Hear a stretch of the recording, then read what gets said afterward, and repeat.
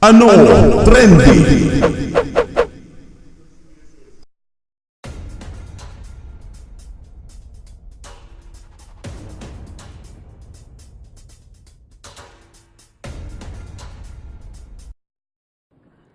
Allow me a little bit of informality at the outset. You would realize that the three guys in the elevated portion of Congress are from Mindanao. So wala na talaga kaming masabi.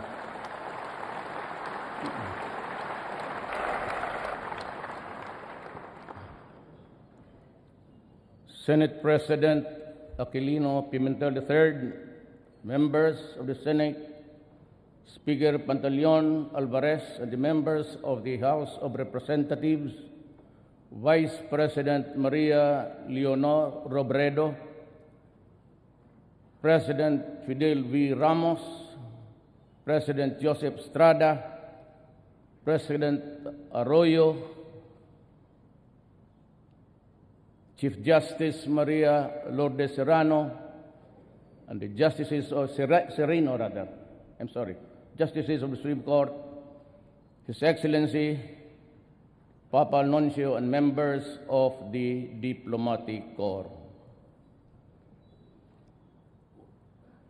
We cannot, of course, I have also to greet the Executive Secretary, Salvador Mijaldia, the members of the Cabinet, fellow workers in government, my countrymen. We cannot move forward if we allow the past to pull us back.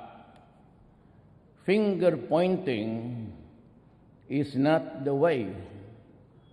That is why I will not waste precious time dwelling on the sins of the past or blaming those who are perceived to be responsible for the mess that we are in and suffering from.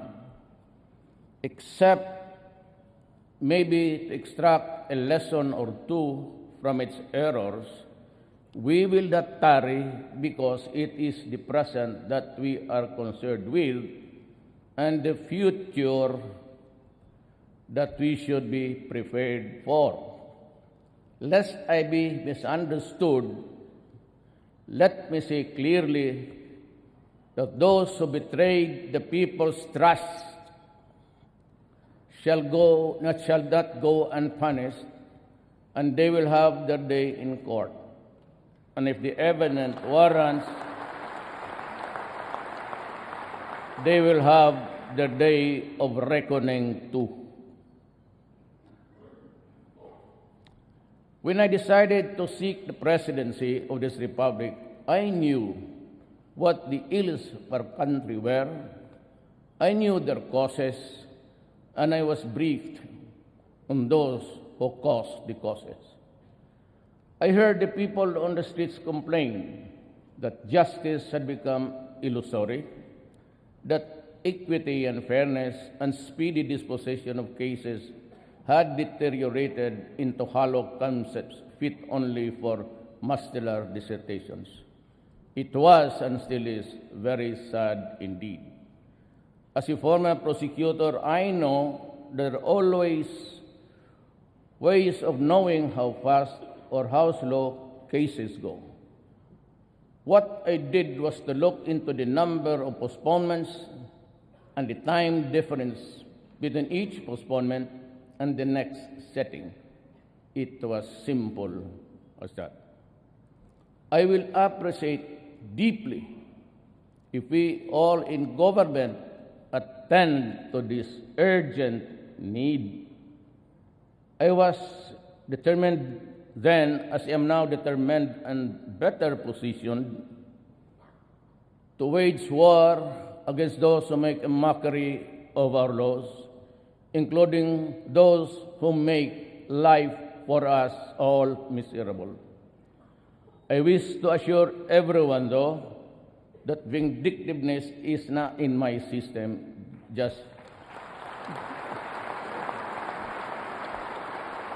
just like you and I, all equal treatment and equal protection are what I ask for our people.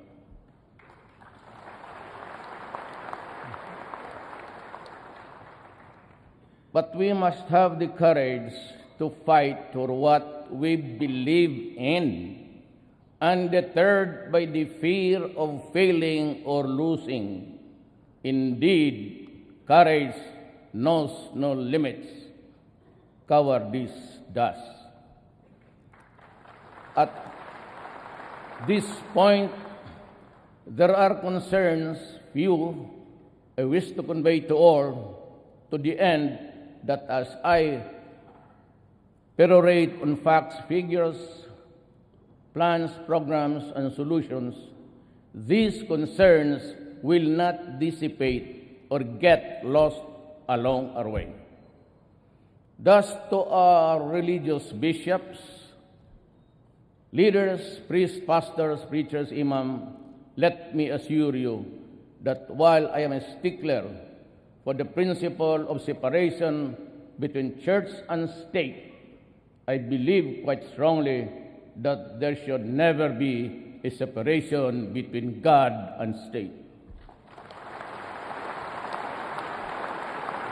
During my inauguration last 2016, I said that the fight against criminality and illegal drugs and corruption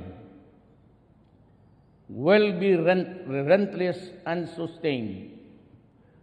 I reiterate that commitment today, and that is why I call on the Philippine National Police, the barangay chairman, the mayors and governors, are all those occupying seats of power and authority not to lower their guard.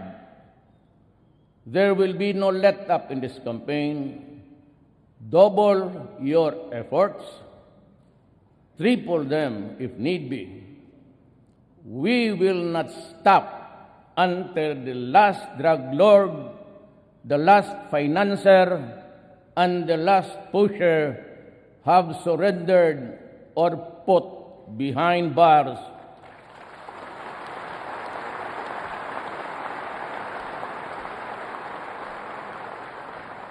Or below the ground, if they so wish.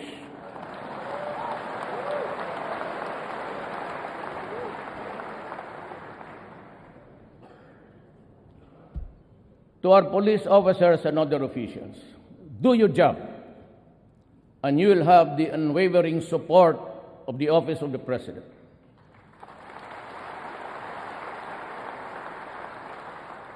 I will be with you all the way. Abuse your authority, and there will be a hell to pay.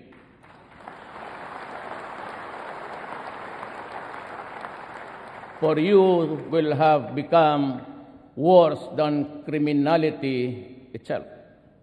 I order the National Police Commission to hasten the conduct of investigation and adjudication of administrative cases against police officers involved in criminal activity and illegal activities, and prescribe policies on lifestyle checks for PNP members. In this quest, I will put at stake my honor, my life, and the presidency itself.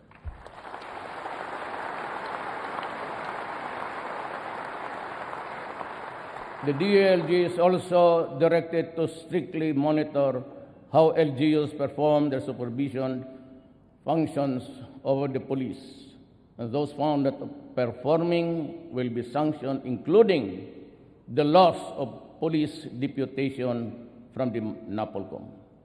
Let me repeat my warning to all.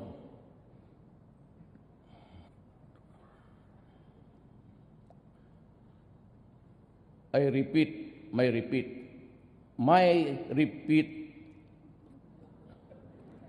to all. Do not do drugs.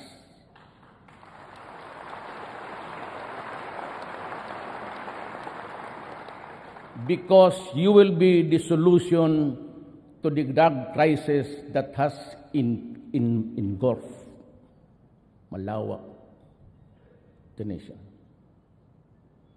We will create an interagency committee on illegal drugs that will integrate efforts and strengthen the partnerships of all stakeholders. The reservists will be mobilized for information campaign against drug use and dissemination of information regarding drug rehabilitation program being offered by the government. Let us also strengthen our ROTC program to instill love of country and good citizenship. We will also prioritize the rehabilitation of drug users. We will increase the number of residential treatment and rehabilitation facilities in all regions of the country. The armed forces of the Philippines will facilitate the preparation for the use of military camps and facilities for drug rehabilitation. There can never be real, tangible, and felt development without making our people feel secure. And it is our duty to uplift the people's welfare. With this, my administration shall be sensitive to the state's obligation to promote and protect, fulfill the human rights of our citizens, especially the poor, the marginalized, and the vulnerable, and social justice will be pursued even as the rule of law shall at all times prevail. My administration shall implement a human approach to development and governance as we improve our people's welfare in the areas of health, education, adequate food and housing, environmental preservation, and respect for culture. Human rights must work to uplift human dignity.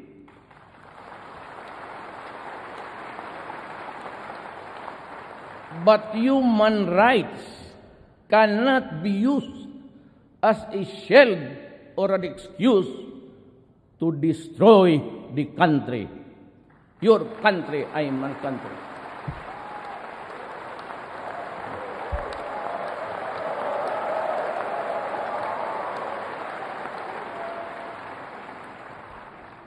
Meantime, since our country continues to be confronted with internal security threats aggravated by the existence and activities of the terrorist group Abu Sayyaf, the full force of the AFP will be applied to crush these criminals who operate under the guise of religious fervor.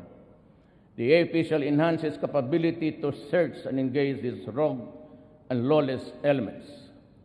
We have to strengthen our coordination with Indonesia and Malaysia to suppress the kidnapping in the waters of our neighboring countries.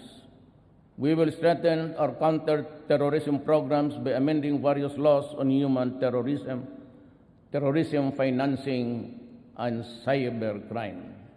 This is our answer to the challenges of the global developments on the non-traditional threats, transnational crimes, and fanatical terrorism. Addressing global warming shall all be our top priority, but upon a fair and equitable equation. It must not stymie our industrialization. We also endeavor to develop and corporate partnership with nations sharing common interests and concerns with the Philippines, maintain and sustain bilateral and multilateral consultations and dialogues. We will continue to expand operation human assistance, disaster response, maritime security, and counter-terrorism.